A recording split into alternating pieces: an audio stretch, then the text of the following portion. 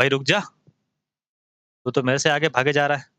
चलो, 20 तरीके, 20 प्रश्न और 20 ट्रिक्स।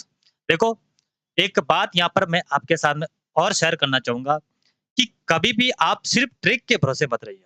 अगर आप वाक़ई में चाहते हैं कि मैं कुछ बनूँ और अगर आप चाहते हैं कि मैं सच में अच्छी रैंक के साथ में कुछ बनूँ और गणित एक ऐसा सब्जेक्ट है जिस पे आप बहुत अच्छा स्कोरिंग कर सकते हैं, तो आप मान सकते हैं अगर आपके परीक्षा में अगर मैथ का रोल बहुत बड़ा है, तो आप इस चीज़ को सीरियस लीजिए।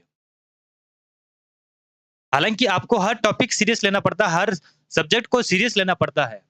लेकिन अधिकतर साथियों का, अधिकतर दोस्तों का क्या जवाब होता है, क्या प्रश्न होता है कि सर गणित समझ में नहीं आती। गणित बहुत टफ सब्जेक्ट है। अरे गणित जितना आसान टॉपिक कोई सब्जेक्ट तो है ही नहीं।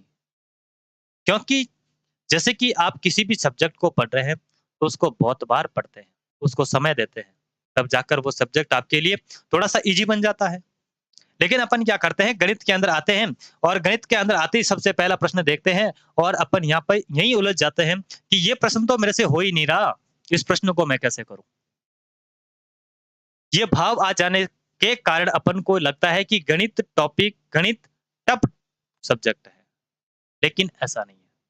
अगर आपको इसको आसान बनाना है, अगर इसको ईज़ी बनाना है, तो आपको काम करना पड़ेगा इस सब्जेक्ट पर जितना काम आप दूसरे सब्जेक्ट पर करते हैं।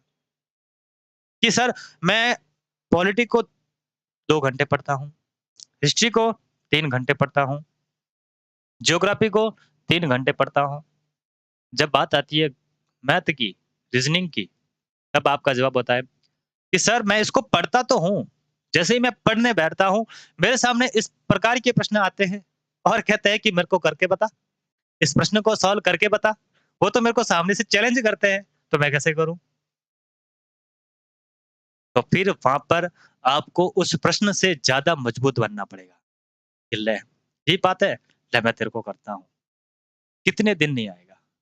1 दिन नहीं आएगा, 2 दिन नहीं आएगा, 5 दिन नहीं आएगा, 1 महीना नहीं आएगा, फिर कहाँ जाएगा? क्योंकि बचपन में वो कहानी आपने ज़रूर पढ़ी होगी कि एक कोई शिष्य होता है, गुरु के पास में बैठता है, पढ़ने जाता है। वो बाकियों की तुलना में बहुत कमज़ोर होता है, बहुत वीक होता है। उसे कुछ भी समझ में नहीं आता। फिर कुछ समय बाद वो वहाँ से चला जाता है। बहुत दूर तक जाता है, चलता जाता है, चलता जाता है और आगे देखता है एक कुआँ। उसे प्यास लगी होती है, पानी पीने जाता है और कुएँ से पानी निकालते कैसे? वो रस्सी से ऐसे खींच-खींच के निकालते हैं। जब उसकी नज़र पत्थर पर पड़ती है कि रस्सी के बार-बार खींचने पर जब इस पत्थर पर इस रस्सी का निशान बन सकता है, तो क्यों नहीं मैं इस सब्जेक्ट को बार-बार पढ़ के इस पर अपने निशान छोड़ दूँ।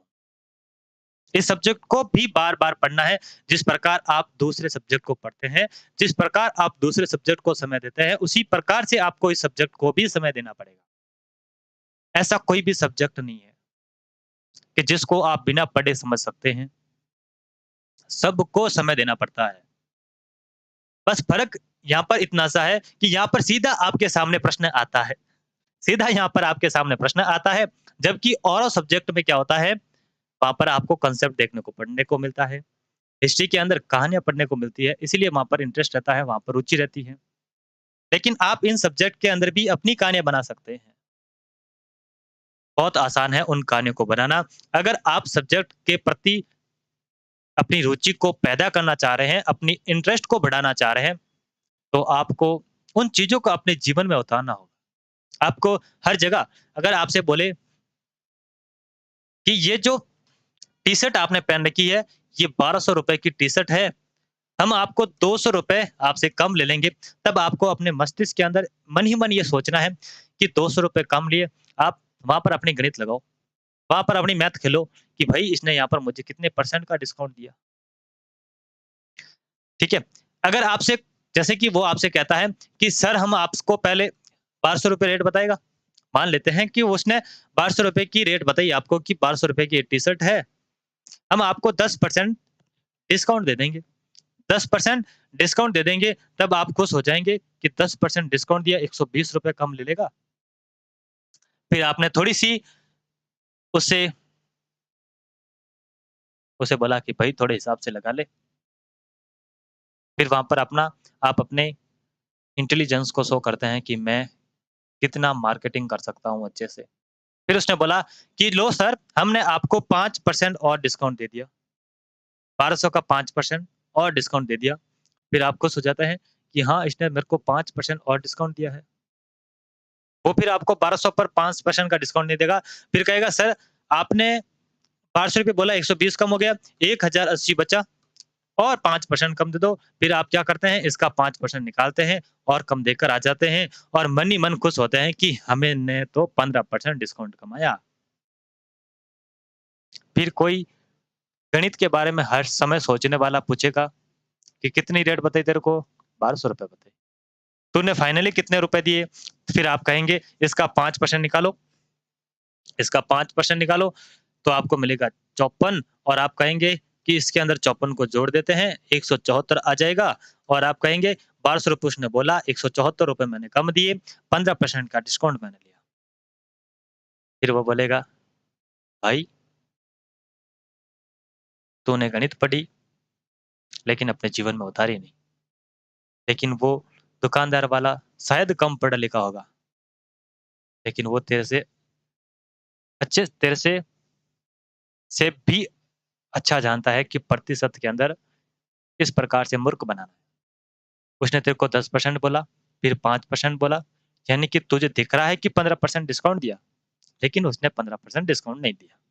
अगर 15% डिस्काउंट देता, तो आप क्या करते? इसका सीधा 15% निकाल कर देखो कितना आता है, इसका आ जाएगा ₹180। लेकिन आपसे कितने कम लिए? ₹174, ₹6 उसने तेरे से कमाए। तू सोच रहा है कि मुझे 15% का डिस्काउंट मिला, लेकिन तुझे 15% का डिस्काउंट नहीं मिला। तो आप इस प्रकार से अपने जीवन में उन चीज़ों को उतार कर उस सब्जेक्ट को बहुत शानदार तरीके से और भी आसान बना सकते हैं। ठीक है? तो चलिए शुरुआत करते हैं आज की प्रश्नों की। प्रतिशत के बारे में अपन चर्चा कर रहे हैं। कल की क्लास के अंदर अपन ने कुछ प्रश्न देखे थे और उसी प्रश्नों को आगे बढ़ाते हुए चलते हैं और अपन ने जो लास्ट प्रश्न अपना था